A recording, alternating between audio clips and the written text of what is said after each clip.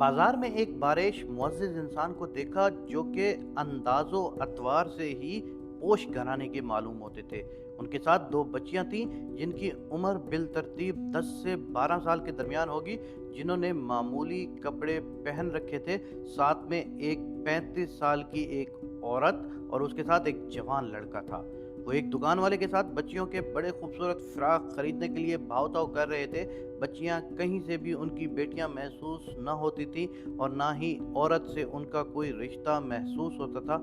औरत और बच्चियों के अंदाज़ो अदब से इल्म हो गया कि दरअसल ये उनके घर में काम करने वालियां हैं, जिनको वो ईद के कपड़े दिलवाने निकले हैं।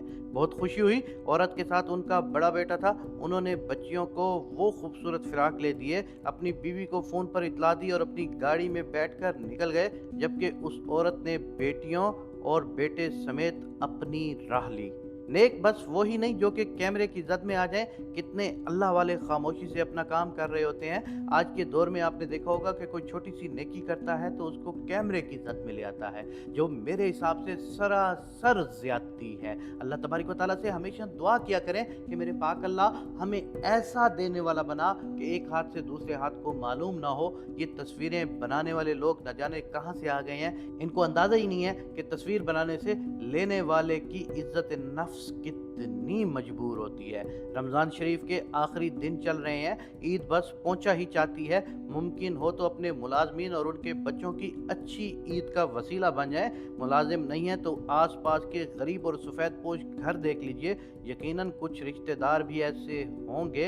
हालात बहुत मुश्किल हैं। ईद पर अच्छा खाने और पहन ना सकने की महरूमी बड़ी महरूमी है।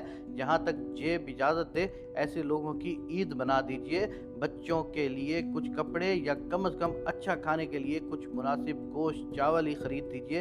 यकीनन अल्लाह तबारक व तआला आपको बहुत देगा। ये खर्च किए जाने वाले पैसे दर हकीकत वो कख हैं जिनकी वजह से बड़े बड़े गुनाहगार जन्नत के हकदार बन जाएंगे। इस नेकी को अपने लिए आखिरत का वसीला बनाइए।